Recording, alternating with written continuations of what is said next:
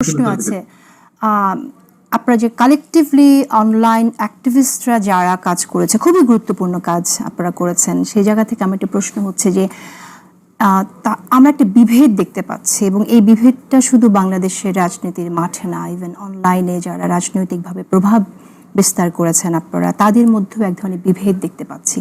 এই বিভেদটা কেন সৃষ্টি হলো? দেখেন, আমি এটা কমপ্লিটলি একটা ডিফারেন্ট অ্যাঙ্গেল থেকে দেখি। হ্যাঁ, আমরা যারা একসাথে লড়াই করেছি, আমরা যারা একসাথে হাসিনা বিরোধী লড়াইয়ের সহযোদ্ধা ছিলাম, সেই বন্ধুত্ব, সেই সম্পর্কটা সেটা সবসময় থাকবে, এবং আমার ডিপ রেসপেক্ট আছে তাদের উপরে, প্রত্যেকের উপরে যারা একসাথে আমরা কাজ করেছি। কিন্তু দেখেন, সমাজ তো একটা স্থির বিষয় না। হ্যাঁ, আমাদের নানা চিন্তা ছিল, ওখানে ডান ছিল, বাম ছিল, ইসলামপন্থী ছিল, ওইখানে আল্ট্রা লেফট ছিল, এমনকি নাস্তিকেরাও ছিল, সব ধরনের লোক এসেছিল। ওখানে দুইটা পক্ষ ছিল, হাসিনা, হাসিনা বিরোধী। তো ন্যাচারালি আমরা সবাই হাসিনা বিরোধীর পক্ষে ছিলাম যারা অ্যান্টি ফ্যাসিস্ট মুভমেন্ট করেছি। এইটা বুঝতে হলে, এই জিনিসটা বুঝতে হয় আসলে কমিউনিস্টদের ফিলোসফি থেকে। সেটা হচ্ছে যে সমাজটা হচ্ছে একটা নদীর মতো, এখানে নানা ধরনের স্রোত থাকে। নদীতে কিন্তু একটা স্রোত থাকে না, ছোট বড় একটা প্রধান স্রোত থাকে, কিন্তু ছোট বড় নানা ধরনের স্রোত থাকে, নানা ধরনের ঘূর্ণি থাকে। হ্যাঁ, তো সমাজে নানা চিন্তা থাকে, অসংখ্য চিন্তা থাকে। এই চিন্তাগুলোর পাশে মানুষ জড়ো হতে শুরু করে। হ্যাঁ, এবং যেটা প্রধান চিন্তা হয়ে দাঁড়ায় তার পাশে সবচেয়ে বেশি মানুষ এসে জড়ো হয়।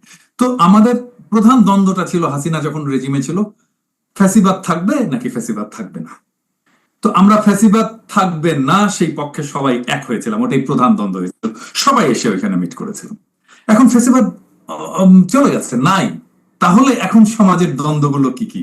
আমাদের প্রত্যেকের যে নিজস্ব ন্যারেটিভ, আমরা সেই নিজস্ব ন্যারেটিভ নিয়ে আমরা এখন আগাচ্ছি।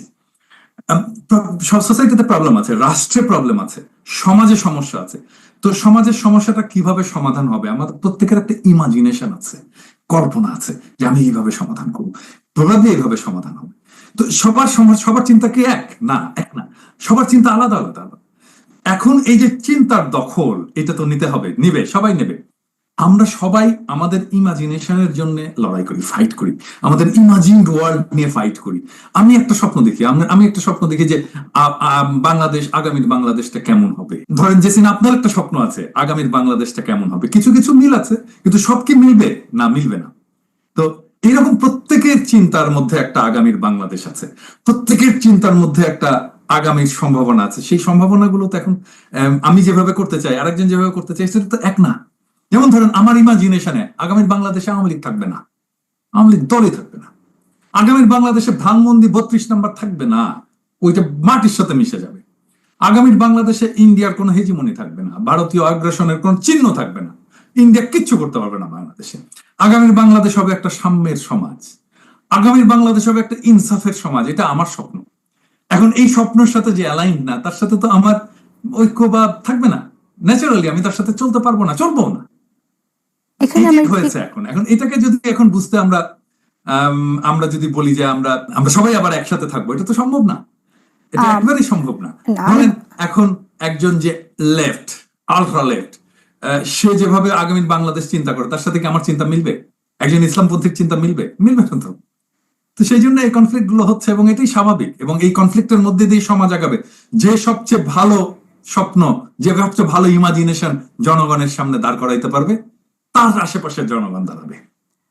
সেই জায়গায়